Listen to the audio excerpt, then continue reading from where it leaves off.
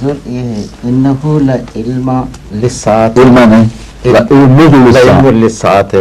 اس سے بعض مسلمان فرقے یہ سمجھتے ہیں کہ عیسیٰ علیہ السلام قیامت کی نشانی ہے۔ سات کی نشانی عیسیٰ علیہ السلام کو تو پہچان گیا، محمد رسول اللہ کو نہیں پہچانا۔ لفظ سا صرف دو نبیوں کے متعلق قرآن کریم میں استعمال ہوا اور کسی اور نبی کے متعلق نہیں استعمال ہوا۔ حالانکہ ہر نبی سات ہی کی نشانی ہوا کرتا ہے، لیکن بطور خاص جس کو چنا گیا ہے سب سے اول حضرت محمد رسول اللہ۔ قرآن نہیں پڑھتے یہ لوگ، اقتربت الساعۃ وانشق القمر، دیکھو چاند دو ٹکڑے ہو گیا، قیامت قریب آ پہنچی ہے، وہ دروازے پہ کھڑی ہے، وہ کہاں گئی؟ جس قیامت کو یہ قیامت مانتے ہیں وہ تو ٹوٹی ہی نہیں، 1400 سال ہو گئے ہیں، اس لیے ان کو دکھائی نہیں دے رہی، مضمون ہی سمجھ نہیں آیا۔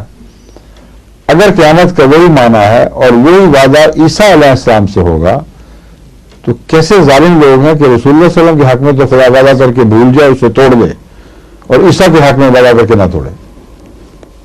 اور یہ جو ہمیشہ عیسیٰ علیہ السلام کو رسول اللہ صلی اللہ علیہ وسلم پر عملاً ترجیح دیتے ہیں، اس کی ایک بہودہ ذلیل مثال ہے۔ اور اگر قیامت کا یہی معنی ہے اور عیسیٰ کو خدا ترجیح نہیں دے گا، جو کئی ناممکن ہے کہ دے، یعنی محمد رسول اللہ پر، کہ محمد رسول اللہ سے کیے گئے وعدوں کے معاملے میں اللہ کے سلوک کا جہاں تک تعلق ہے، ناممکن ہے کہ عیسیٰ علیہ السلام کو محمد رسول اللہ پر ترجیح دی جائے۔ پھر قیامت کا جو معنی چاہے مانے، کم سے کم 1400 سال تو انتظار کریں، پہلی قیامت کا وعدہ پورا ہوگا، اس کے پورا ہوئے بغیر دوسری قیامت کا وعدہ پورا ہو نہیں سکتا۔ تو ایک قیامت جو ٹوٹے گی وہ پہلے وعدے کے مطابق ٹوٹے گی، کیونکہ محمد رسول اللہ کے ساتھ ہے۔ عیسیٰ علیہ السلام کا وعدہ تو پتہ نہیں کب پھر پورا ہوگا، وہ تو 4-5 ہزار یا 1 بلین سال کے بعد دوبارہ قیامت آئے کوئی۔ اور اگر قیامت کا معنی روحانی انقلاب ہے جیسا کہ ہم مانتے ہیں، جیسا کہ قرآن کریم کی اور آیتوں سے ثابت ہے، تو روحانی انقلاب تو جیسا رسول اللہ صلی اللہ علیہ وسلم کے زمانے میں رونما ہوئے، اس کی کوئی مثال نہیں ملتی دنیا میں۔